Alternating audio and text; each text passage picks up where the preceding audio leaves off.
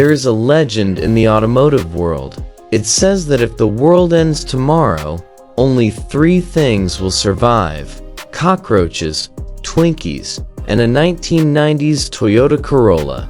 We joke about it, but the statistics are insane. While a luxury European car is leaking oil at 100,000 miles, there are Japanese cars out there hitting 500,000, even 1 million miles with the original engine. But have you ever asked, why is it magic? Is it luck? No, it is engineering. Today on AutoSight-G, we are taking apart the philosophy behind Japanese reliability. From the legendary to Jay-Z to the bulletproof Honda Kaizen, we will uncover the secret manufacturing techniques that Germany and America refuse to copy. The secret starts with the word you need to know: Kaizen. It means continuous improvement in a typical Western car factory. If a worker sees a minor flaw, they might ignore it to keep the assembly line moving. Speed is money. But in Japan, specifically at Toyota, any worker has the power to pull a cord called the Andon Cord to stop the entire factory line immediately. They fix the problem right there. They find the root cause, so it never happens again.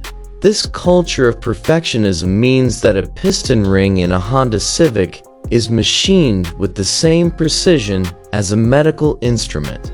It is not just a car part. For the engineers, it is a matter of honor. But Kaizen is just one part of the puzzle. There is another Japanese concept called Monozukuri, which translates to the art of making things. It's a philosophy that treats manufacturing not as a chore, but as an art form. In Germany, engineering is about innovation. In Japan, it is about refinement. Toyota does not just trust any supplier. They use a system called Kaizen. They own shares in their part suppliers, meaning they have total control over the quality of every single bolt, screw, and rubber seal. If a supplier sends a bad batch of alternators to BMW, it might slip through. If they send it to Toyota, heads will roll. This tight control ensures that the parts inside the engine are just as durable as the engine block itself. Talk about the golden era of the 90s. Look at the Toyota 2JZ GTE engine found in the Supra. This engine was sold with 276 horsepower, but the iron block was strong enough to handle 800 horsepower without breaking.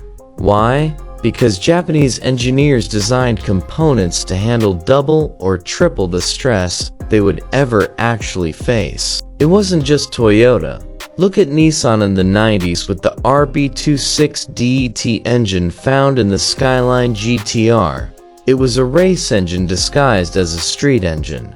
Or look at Honda's B-Series and K-Series engines.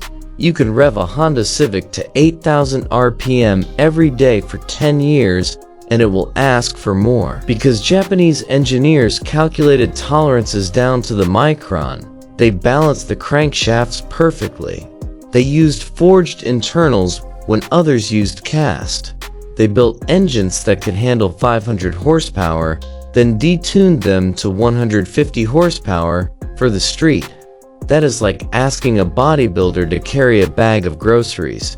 It is effortless work for them, so they never get tired. While other manufacturers were switching to aluminum to save weight, Japan stuck with heavy cast iron blocks for their flagship engines much longer. Iron doesn't warp under heat like aluminum.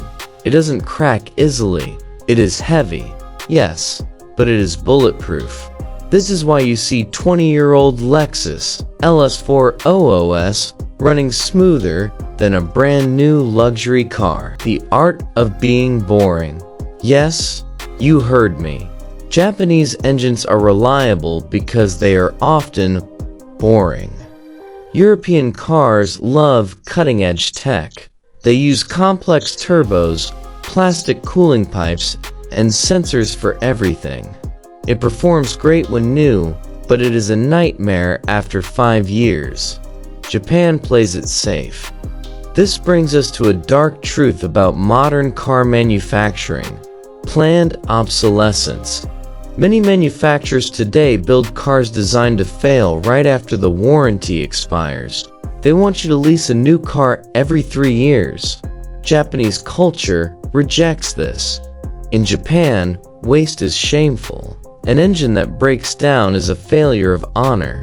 While a European brand might use a plastic water pump impeller that shatters after 60,000 miles, Toyota will use a metal one. While others use complex air suspension that leaks, Toyota sticks to coil springs on their Land Cruisers. They know that simplicity is the ultimate form of sophistication. If a part doesn't exist, it can't break. Toyota and Honda often wait 10 years before adopting new tech.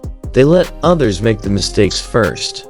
They stick to naturally aspirated engines longer. They prioritize cooling efficiency over squeezing out every last drop of horsepower. Ideally, an engine might be capable of 7,000 RPM, but Honda might limit the red line to 6,500 RPM. That small gap is the reliability buffer. Finally, we have to talk about the torture tests. Before a new Toyota engine is approved, it goes through hell.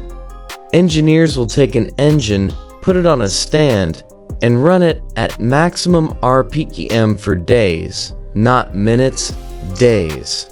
They heat it up to extreme temperatures, then freeze it to sub-zero instantly, simulating 10 years of winter and summer, driving in a single week.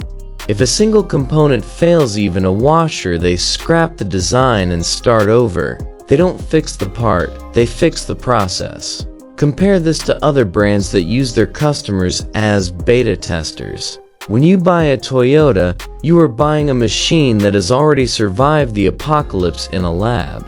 So, what is the secret? It is a combination of the Kaizen culture, overbuilt materials, and conservative tuning. Japanese engineers build cars to get you home every single time. They value longevity over lap times. But what do you think? Do you own a high-mileage Japanese car? Let us know your odometer reading in the comments below. If you enjoyed this engineering deep dive, hit that like button and subscribe to AutoSight-G. We explore the secrets of the car world every week. Thanks for watching.